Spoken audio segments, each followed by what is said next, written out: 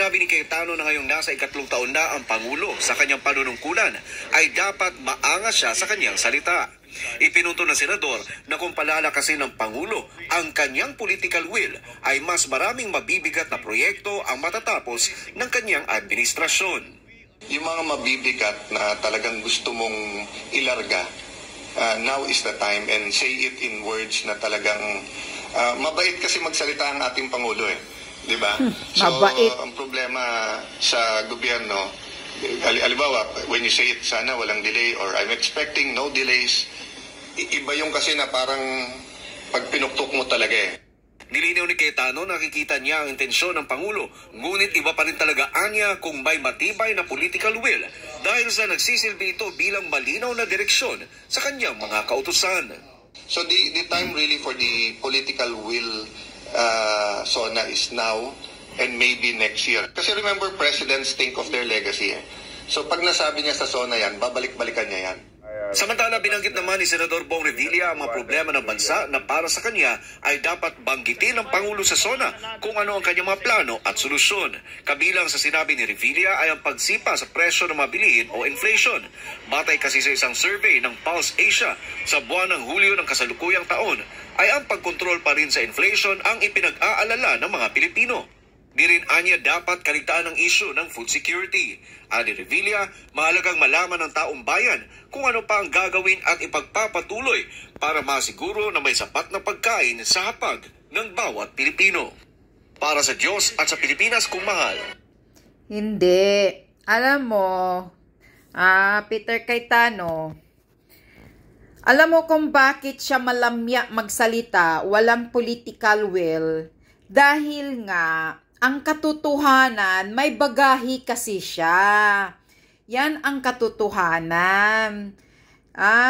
Senator Cayetano, I'm sure na alam mo kung ano ang pagkatao ng mga Marcos. Kaya nga, mahihirapan siya magtapang-tapangan, magdemanding sa mga utusan niyang mga sekretary niya dyan, dahil nga, may bagahe. According pa ni PRRD, may bagahe. At saka, walang yagballs. Yan ang katotohanan. Takot nga siya sa asawa niyang Butod Sabi pa ni Maharlika, suntok-suntokin nga lang siya ni Butod. Yan ba ang presidenting may dignidad? Suntokin ka lang ng asawa mong kupal? Kaya wala siyang political will. Dahil takot siya mismo sa sarili niyang multo. Dahil nga may bagahe siya. Ayaw niyang magkatulad niyan. Ayaw niyang sasabihin na kailangan talaga ninyong sugpuin ang mga droga. Hulihin niyo ang mga manufacturer, mga laboratory. Mahihirapan siyang magsalita ng ganun, Cayetano. Alam mo kung bakit? Dahil siya mismo, ay may record niyan. Siya mismo, pulburonik. Kaya ayaw niyang makapagsalita dahil takot siyang maibalik yan sa kanya ng sagot. Yun Marami kasing kinatatakutan si Marcos Jr., sa sarili niya, kaya wala siyang political will, kaya ayaw niyang magsalita ng tapang-tapangan, ayaw talaga niyang idikdik, dahil alam niya mismo sa sarili niya kung ano sila, anong pagkatao niya. Na marami siyang mga bad background, yun. Iba si PRRD Duterte, dahil malinis talaga ang background nila. Kaya ang political will ni PRRD, ang tapang niya, andyan talaga. Kaya respetado talaga siya. Kasi wala talaga siyang pakialam. Ang tatamaan. Basta dikdikin ka talaga niya. Dahil walang bagahi ang mga Duterte. Hindi magnanakaw. Walang mga tinatago na sekreto na mga kadimunyuhan. Yun Whereas itong si Marcos Jr., walang political will.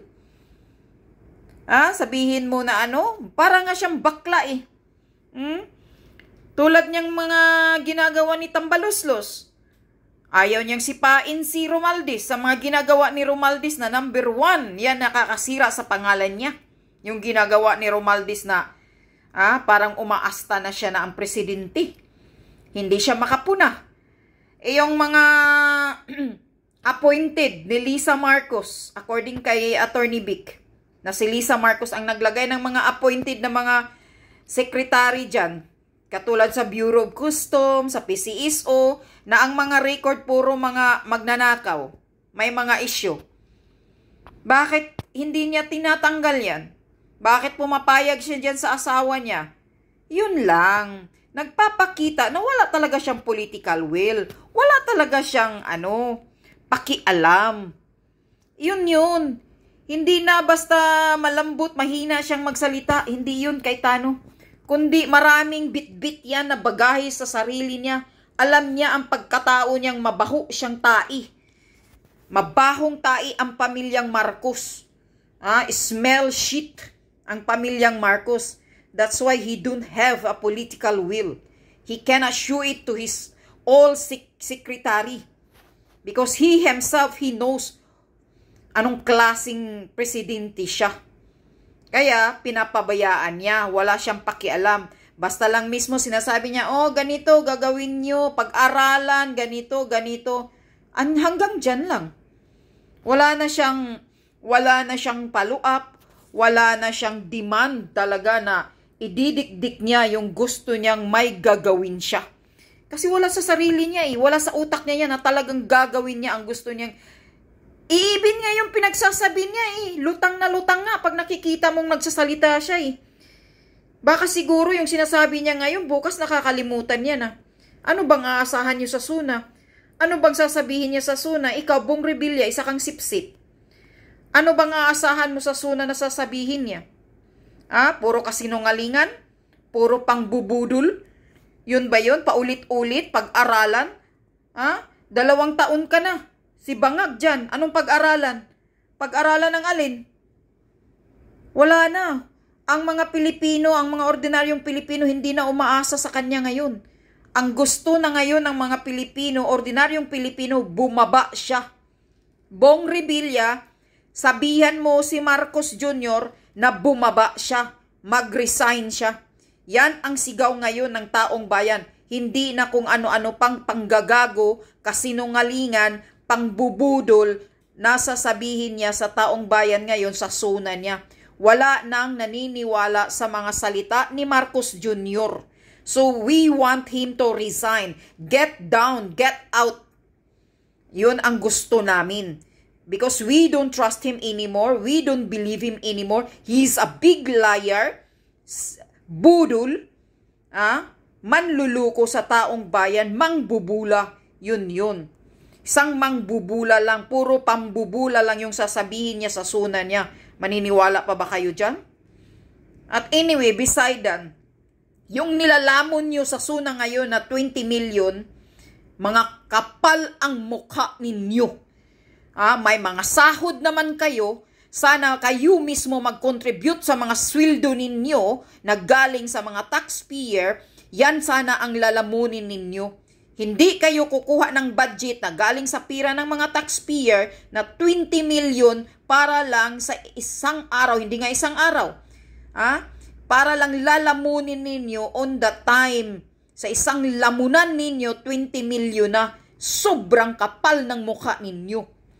Nagpapakasarap kayo sa kain dyan na 20 million sa SUNA ni Bangag. Whereas ang daming mga mahihirap na hindi makakain, pero yung linalamon nyo sa SUNA, pira pa ng mga taxpayer. Kaya wala talagang konsensya, walang puso itong administrasyong Marcos na to. Ang gusto lang nila, magpakasarap, magpakasaya. Yan. At ngayon, balak na naman, lagyan ng 32 billion para gumawa ng stadium sa concert ni Taylor Swift. Yan ang mga bangag, basta mga pulburunik, mahilig sa concert. Hindi niya iniisip na pira ng mga taxpayer ang ginagamit yan. Anong naitulong ni Taylor Swift dyan? na bakit bigyan mo siya ng budget para ano, yung 32 billion, kung ibigay mo yan na para mga benepisyo ng mga nanay, tatay na may mga sakit, bigay mo sa mga pambili mo ng mga gamot, ibigay mong libre sa mga taong bayan, masaya pa siguro ang mga Pilipino. Ha? Kaysa yung gagamitin mo yung 32 billion na budget para magawa ng stadium para i-prepare sa concert na pagdating ni putang inang Taylor Swift na yan at ng Coldplay na paborito mong pulburunik na mga singer, adiktos binidiktos din na mga rock singer. Yan ang gusto mo dahil isa kang kabilang na pulburunik. Walang hiya ka, Marcos Jr. Kapal ng mukha mo. Lumayas ka na dyan sa Malacanang. Buong angkan mo. Lumayas na kayo.